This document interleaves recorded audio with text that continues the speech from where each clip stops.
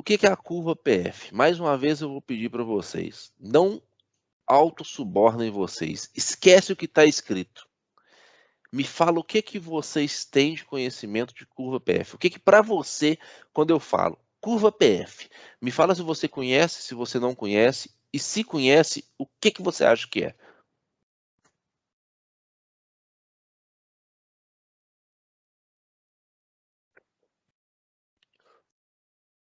Mais uma vez, sem medo de errar, tá, gente?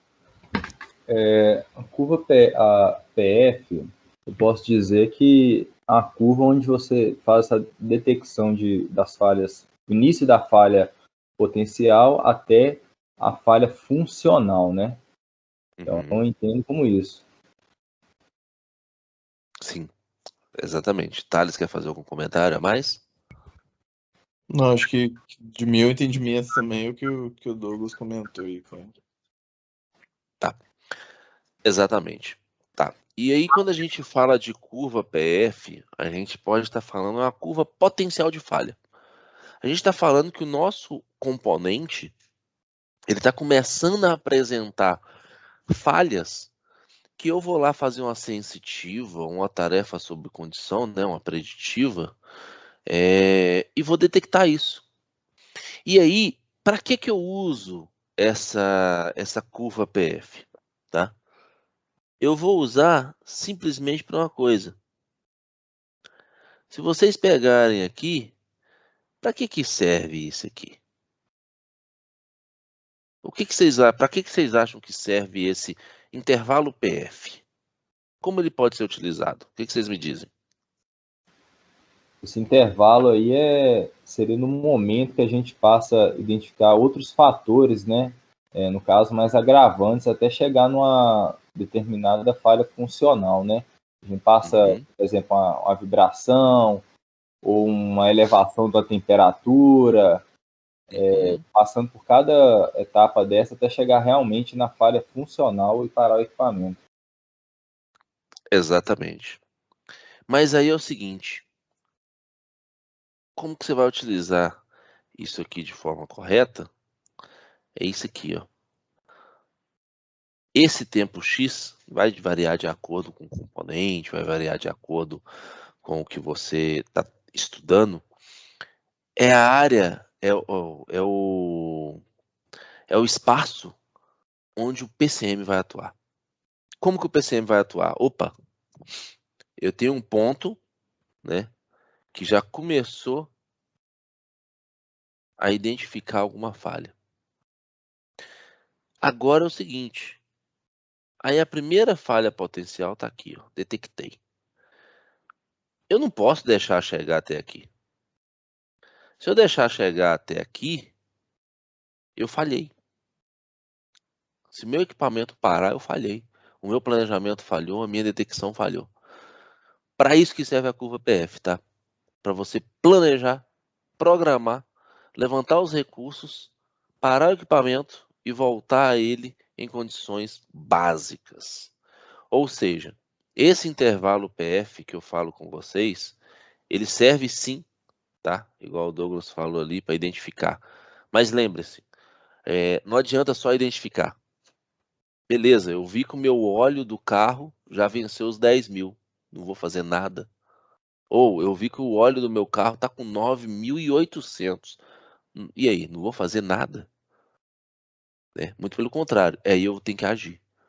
Na verdade, eu tenho que enxergar isso até antes. Não posso deixar chegar aos 10 mil.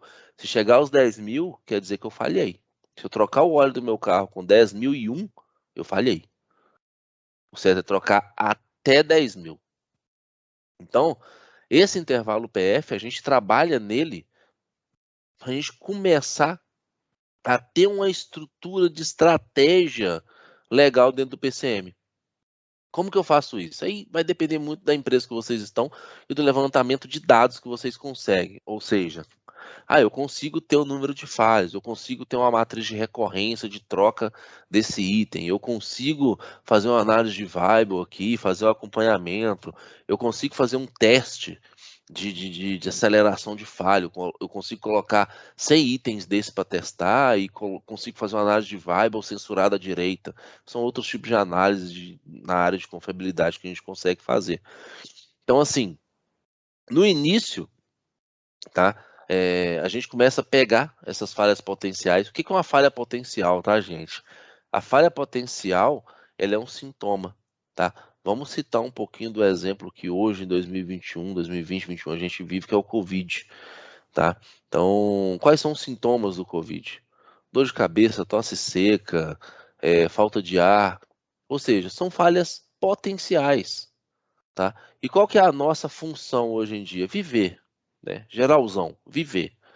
Beleza. De 0 a 100 anos, que seja. Né? A nossa média, eu nem sei quanto é a média do brasileiro hoje de viver, 70, 75, não sei. Mas a nossa função é o quê? Viver de 0 a 75 anos. Ótimo. As nossas falhas potenciais é tosse seca, dor de cabeça, coriza, né? Falta de ar. E a nossa falha funcional é o quê? É morrer. Então a gente tem que trabalhar nessas falhas potenciais para a gente poder não morrer, para a gente não poder chegar na falha funcional.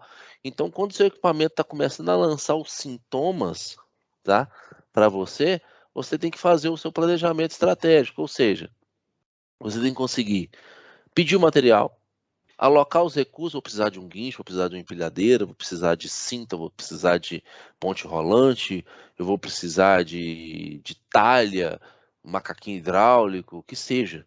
Você tem que alocar os seus recursos para poder não deixar o seu equipamento chegar na falha funcional. Senão você está falhando em utilizar a sua curva PF.